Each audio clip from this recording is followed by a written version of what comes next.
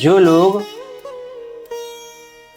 ये मानते हैं कि वैज्ञानिक ने ही सब कुछ किया है और वैज्ञानिक अगर नहीं होते तो मानो कुछ होता ही नहीं, कई लोग ऐसा मानते हैं। तो आप बताइए, इसके पहले कुछ नहीं था। मैं आपको बताऊं कि आज हम जिन लोगों को महान मान रहे हैं, वैज्ञानिक मान रहे हैं, चाहे वो आइंस्टीन हो, न्यूटन हो, रदरफोर्ड हो, ग्राहम बेल, टेस्ला हो, डाल्टन हो, गैलीलियो हो, नील्स बोर, एडिसन हो, डार्विन हो, एनरिको फर्मी की खोजों को दुनिया आधुनिक विज्ञान का शिकार मानती है कि जो इन लोगों ने किया है बस वही है, उसके ना पहले कुछ था और ना बाद में कुछ है। जो है तो सब इन्हीं को भगवान मान के पूज रहे हैं लोग, इसके पहले कुछ नहीं था। मैं आपको बताऊं कि 15वीं शताब्दी तक तो यूरोप में लोग जाहिलों की तरह आपस में मार काट करते थे महाराज। और फिर मोड़ आया 16वीं शताब्दी का, ईस्ट इंडिया कंपनी भारत में उतरी, भारतीय ग्रंथों और पुस्तकों को गहराई से अध्ययन किया। एक तरफ मैकाले ने भारत की गुरुकुल शिक्षा प्रणाली को खत्म करने का काम किया, दूसरी तरफ अंग्रेजों और यूरोपियों को संस्कृत पढ़ाई गई।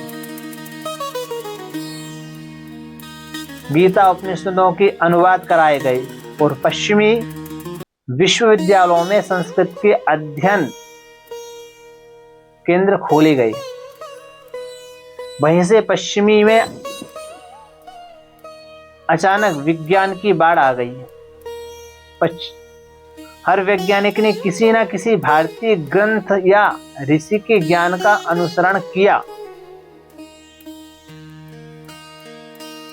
दुखद यह रहा कि भारतीय अंग्रेजियत में मस्त होकर अपनी भाषा ऋषियों का मजाक उड़ाते हैं। अभी सिनेमा में खूब दिखाई जा रहा है, जो तिलक लगाएगा, चोटी रखाएगा, धोती कुर्ता पहनेगा तो उसको पागल दिखाएंगे, अनाड़ी दिखाएंगे, बेवकूफ दिखाएंगे। दुनिया का मान लो गधा आदमी वही है जिसने तिलक लगा लिया, जिसने चोटी रख ली, जिसने हिंदू संस्कृति का पहनावा रख लिया। उसको ही सबसे नीचा, सबसे गंदा, सबसे बेकार आदमी उसी को दिखाया जाएगा। और जो लोफरबाजी करता हो, 4 लोनियों को लेके घुमाता हो, ड्रग्स लेता हो, क्लब में जाता हो, पार्टी करता हो, दवा की शराब पीता हो, वो मस्त आदमी। ये पिक्चरों में दिखाया गया है। जो सनातन से जुड़ा है वो एकदम से कबाड़ी आदमी दिखाया जाएगा कि उससे गिरा बदतर और नीच व्यक्ति कोई है ही नहीं। और जो ये सब लोफरबाजी कर रहा है उसको दिखाया है कि यही व्यक्ति सही है और ऐसा ही होना चाहिए। तो ये आज से नहीं, बहुत पहले से एजेंडा चला आ रहा है। एजेंडे के खिलाफ ये काम कर रहे हैं कि हिंदुओं को कैसे मिटाएं।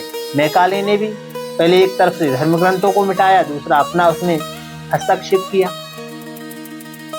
और हमको भी लगता है, अब फिल्में देखते हैं तो जो लोग फिल्में देखते हैं उनको बड़ा लगता है कि यही सही है। देखो, कोई शंकर जी को बाथरूम में बंद कर रहा है, कोई शंकर जी पे दूध चढ़ाने से मना कर रहा है। क्या इंसानियत है। बकरे काटने से किसी को दिक्कत नहीं है, एक लड़की को 36 टुकड़े से किसी को दिक्कत नहीं है। बस दिक्कत है कि थोड़ा सा दूध चढ़ा दो तो क्यों। हिंदुओं का त्योहार आएगा, दीपावली पे फटाके चला दिए जाएं तो लोग कहते हैं कि गलत है। किसी पे रंग डाल दो तो पानी की बर्बादी है। खून से चाहे फिर बाद में नदी बह जाती है, खून से नालियां बह जाती हैं महाराज। किसी के धाम पे कुछ नहीं होता, बस हिंदू कुछ करे तो ऑप्शन है। खैर, दुखद ये रहा है, बॉलीवुड से लेके पश्चिमी लोगों से लेके, कि उन्होंने जो प्रहार किया वो गुरुकुलों पे किया, वो सनातन की संस्कृति पर आज भी कर रहे हैं। आप देखिए कितने गुरुकुल इस भारत में हैं।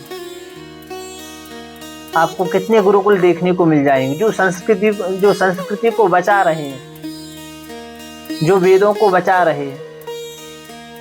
आज कितने ही लोग अब किस किस से कहें जाके।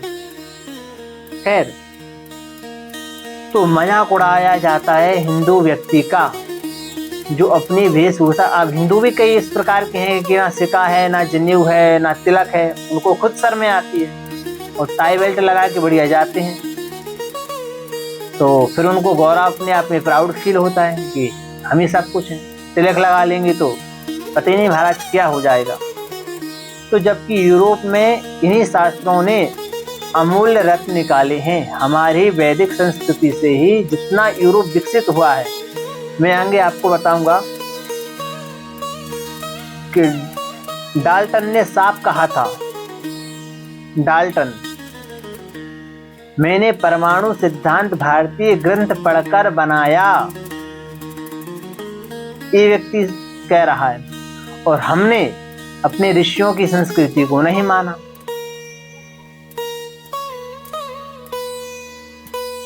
भारत के महान ऋषि वैज्ञानिक हुए हैं पर उनको कोई नहीं जानता। जो मैंने आपको नाम गिनाया बस उन्हीं को जानते हैं।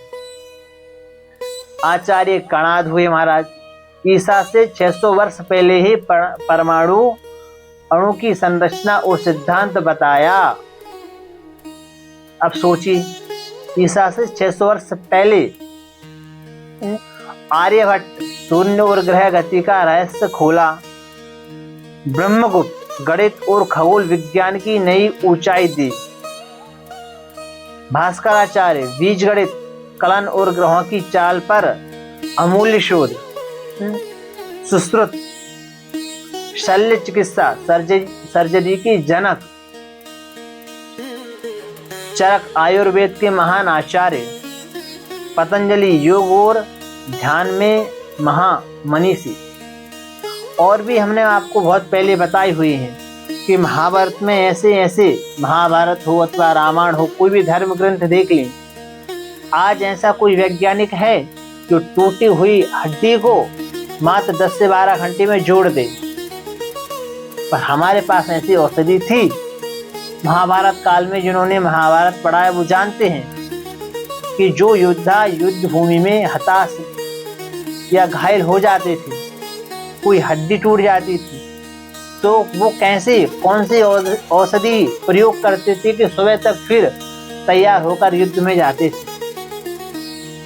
कितना ही कट जाए, कितना ही पिट जाए या कितना ही कुछ हो जाए, तो कैसे उनके पास में ऐसी औषधियां थी कि तुरंत व्यक्ति 6-7 घंटे में या रात भर में वापस वो ऊर्जा प्राप्त कर लेता था।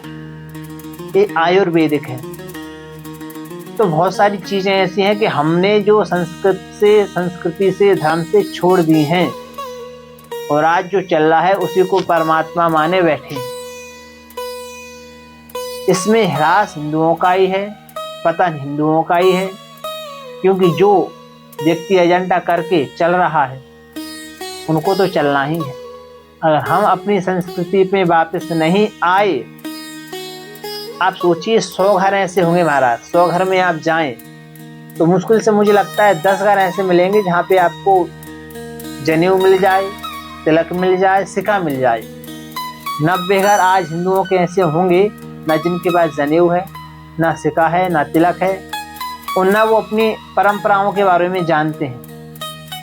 और एक आध पीढ़ी निकल जाएगी, जो 10 घर आपको मिलते हैं वो भी नहीं मिलेंगे।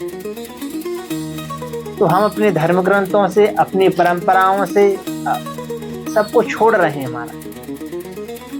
आज तो भारत में ऐसा तो नहीं है अभी कि कोई आपकी गर्दन पर तलवार रख के आपका जनेऊ उतरवाए। जिन्होंने उतरवाए वो तो जानते ही हैं। लोगों ने अपना मस्तक कटवा दिया पर सिक्का को फिर भी बचा के रखा। पर आज ऐसी कौन सी विपत्ति आप पर आ गई है कि आप सिक्का रख लेंगे तो आपको दिक्कत है, आप जनेऊ रख लेंगे तो आपको दिक्कत है, आप तिलक लगा लेंगे तो आपको दिक्कत है। अभी तो हिंदू ही हैं। अब बताइए, एक स्वाभाविक रुचि है, किसी पे अभी जोर नहीं है, पर जो नहीं लगाते वो भी टाई बेल्ट लगा के घूमते हैं। टाइटल में हिंदू ही लिखते हैं। खैर, हमको अपनी परंपराओं को समझें और उनमें वापस आएं। इनमें कोई हमारा हानि नहीं है। अपनी परंपराओं को अगर हम निर्वाह करना चाहें तो आराम से आज भी कर सकते हैं।